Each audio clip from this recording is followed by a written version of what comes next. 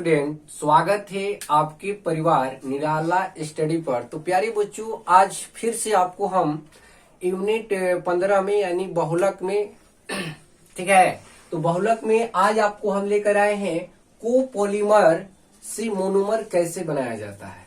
और ये जितने भी है बहुत इम्पोर्टेंट है, ठीक है। यानी सबसे पहले आप यहाँ पर ये समझिए कि सह बहुलक होता क्या है। सह बहुलक का मतलब होता है कि वो एक ही मोनोमर से नहीं बना होता है। जैसे मान लीजिए कि ये हो गया हम लोग का एक प्लास्टिक और ये हो गया क्या मोबाइल, ये दोनों से क्या हुआ है मिलकर बना हुआ है। ऐसा नहीं कि सिर्फ यही एक पेन से ही क्या है वो बना हुआ है, तो उसको बोला जाता है होमोमोनोमर, ठीक है, यानी सम बहुलक। लेकिन ये है हम लोग का सह बहुलक। सह बहुलक का मतलब क्या हुआ कि वो अलग अलग मोनोमरों से यानी एकलकों से मिलकर जो बना होता है उसी को कहा जाता है कोपोलीमर। तो कोपोलीमर से आज हम आपको सिखाएंगे मोनोमर कैसे बनाया जाता है, ठीक है। और इसका सबसे पहले आप डिफिनेशन भी देख लीजिए प्यारे बच्चों। तो देखिए यहाँ पर डिफिनेशन क्या कह रहा है कि सह बहुलक यानी सह बहुलक को इंग्लिश में बोलते हैं कोपोलीमर्स, यानी जिनकी पुनरावृत्ति इकाइयां दो या अधिक प्रकार के एकलक इकाइयों से प्राप्त है उसे कोपोलीमर कहते हैं।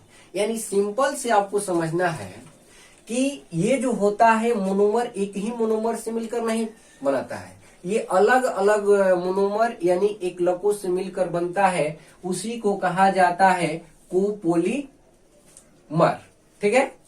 अब देखिए यहाँ पर कोपोलीमर का सबसे पहले हम लिए हैं डेक्रोन। डेक्रोन को एक और नाम से जाना जाता है टेरिलीन। टेरिलीन टेरिलीन इसको दो नाम से जाना जाता है, तो इसको आप ध्यान रखेंगे। डेक्रोन, तो डेक्रोन जो है हम लोग का ये टेरिलीन होता है। ये क्या है? कोपोलीमर है। और कोपोलीमर से तो देखिए कोपोलीमर जो है ये अलग अलग दो पार्टिकल से मिलकर क्या होता है बना होता है। कौन कौन? एक है आपका एथिलीन ग्लाइकोल। तो एथिलीन ग्लाइकोल तो यहाँ पर देखिए संरचना भी हम बनाए हैं। ये है HOCH2 सिंगल बॉन्ड CH2OH, इसे बोला जाता है, इसे आपको एथिलीन ग्लाइकोल। एक पार्ट ये हो गया आपका। और दूसरा देखिए, दूसरा जो है हम लोग का इसमें मिलाया जाता है टर्ब थैलिक एसिड। तो टर्ब थैलिक एसिड जो होता है ये इसका क्या फॉर्मूला है? CH3COOC, यहाँ पर ये कोष्ट है, ध्यान दीजिएगा, C6H4 को बोला जाता है टर्ब थैलिक एसिड।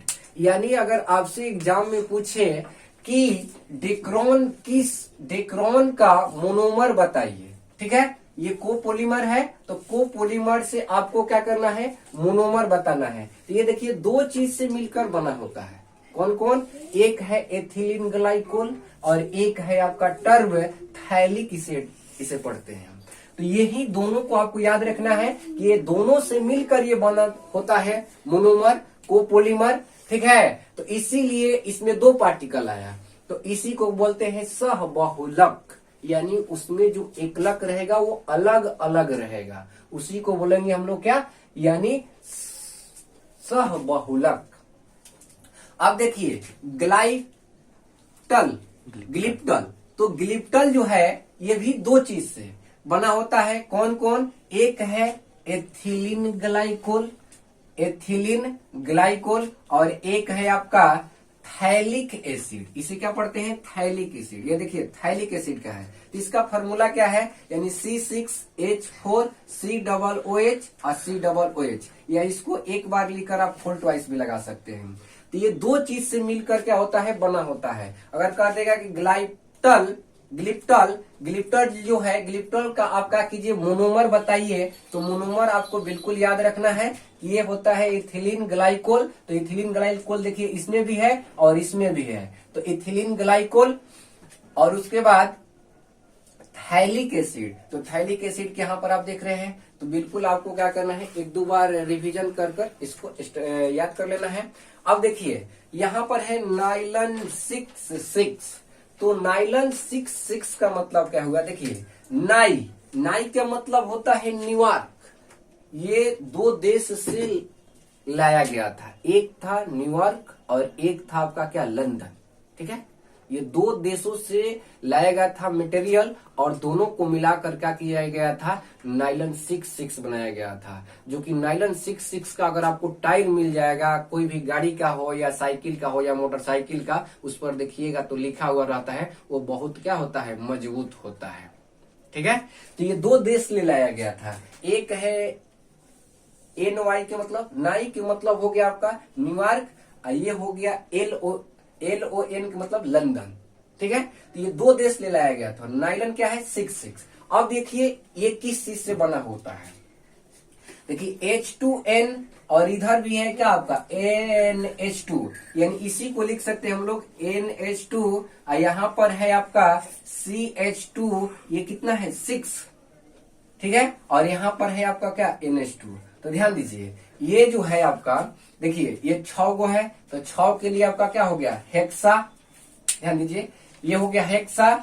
ठीक है, उसके बाद मेथिलीन, 6 गो है तो हेक्सा, उसके बाद क्या मेथिलीन, और 2 गो NH2 है, तो इसके लिए लग गया डाई एमीन, यानी इसका नाम क्या होगा, हेक्सा मेथिलीन डाई एमीन। ठीक है, अब ध्यान दीजिए, ये तो एक हो गया, और ये जो है न्यूयॉर्क से लाया गया था और लंदन से लाया गया था, इसको एडिपिक एसिड। तो एडिपिक एसिड का मतलब क्या होता है, यानी HO और C, यानी इसी को लिखा गया है, यानी कार्बोक्सिलिक अम्ल नहीं है, इसको इधर लिखा गया। ठीक है, यहाँ पर CH2CH, तो इससे बोला जाता है एडिपिक क्या, एसिड।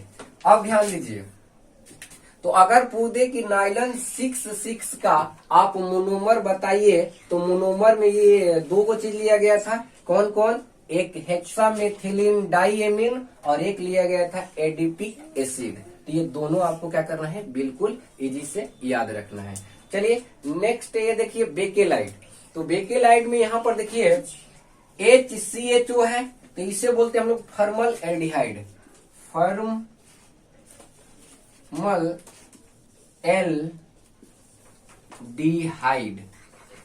एल्डिहाइड। देखिए HCHO, ये क्या है, फॉर्मल एल्डिहाइड, और ये जो है आपका यहाँ पर इसको बोला जाता है फेनिल, EHENOL, यानी ये क्या है, फिनॉल। तो अगर पूछे कि बेकेलाइट का मोनोमर बताइए आप, तो बेकेलाइट का मोनोमर में आपको ध्यान रखना है कि फॉर्मल एल्डिहाइड और क्या होता है, फिनॉल, दोनों को मिलाकर बनाया जाता है इसको। ठीक है, इसीलिए इसको बोला जाता है सहबहुलक में अलग अलग मटेरियल होता है और दोनों को मिलाकर तब बनाया जाता है। ठीक है, और समबहुलक में क्या होता है कि वो एक ही मटेरियल से क्या किया जाता है, ज्यादा रहता है और उसको बनाया जाता है।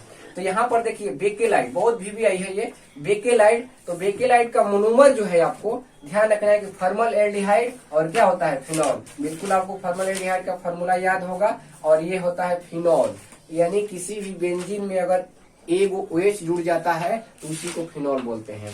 तो बिल्कुल आपको याद हो गया होगा। अब देखिए यहाँ पर कह रहा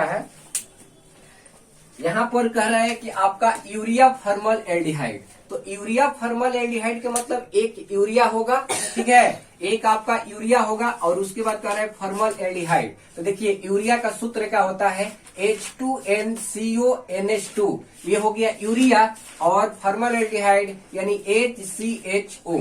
तो ये दोनों को मिला दिया जाएगा तो ये क्या हो जाएगा, यूरिया फॉर्मल एल्डिहाइड, यानी यूरिया और फॉर्मल एल्डिहाइड। तो बिल्कुल इसके नाम में ही ये छुपा हुआ है, तो आपको याद रखना है इसको। तो आप लोग ऐसा कीजिए कि ये इधर का आप लोग का कीजिए, नोट कर लीजिएगा या स्क्रीनशॉट ले लीजिएगा।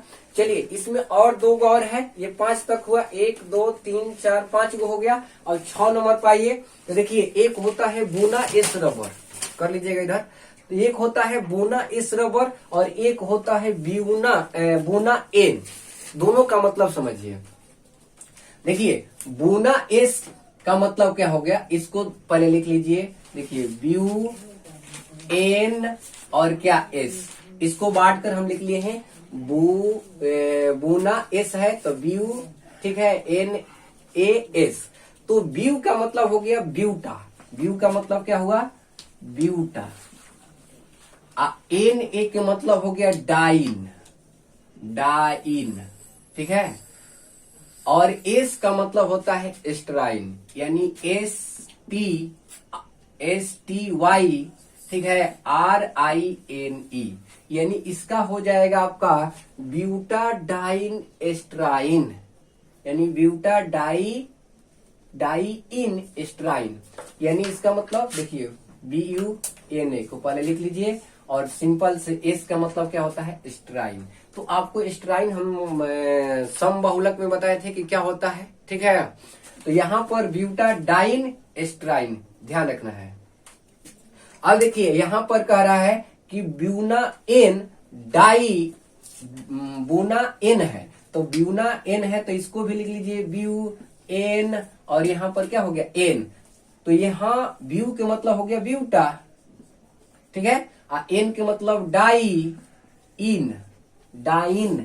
ठीक है, और एन के मतलब एग्रिलो नाइट्राइल, तो एग्रिलो नाइट्राइल का देखिए क्या होगा, एग्रिलो नाइट्राइल, एग्रिलो नाइट्राइल। तो बिल्कुल आप इजी से समझ गए होंगे। ध्यान दीजिए इधर 6 नंबर जो है हम लोग का बूना इस रबर से होता है।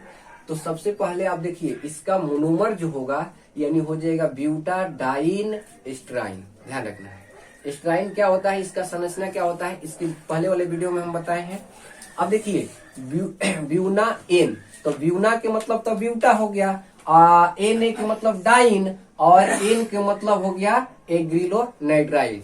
तो उम्मीद करते हैं प्यारे बच्चों कि आप लोग क्या समझ गए होंगे, और जब समझ गए हैं तो ये दोनों वीडियो आप लोग क्या कीजिए, अच्छे तरीके से इसको देख लीजिए, ठीक है। चलिए आप लोग इसको साइड में हम हट गए हैं, स्क्रीनशॉट ले लीजिए। तब तक हम आपको बता रहे हैं ये दोनों वीडियो को आप लोग क्या कीजिए, क्लियर करके रखिए, ठीक है। समबहुलक और क्या सहबहुलक।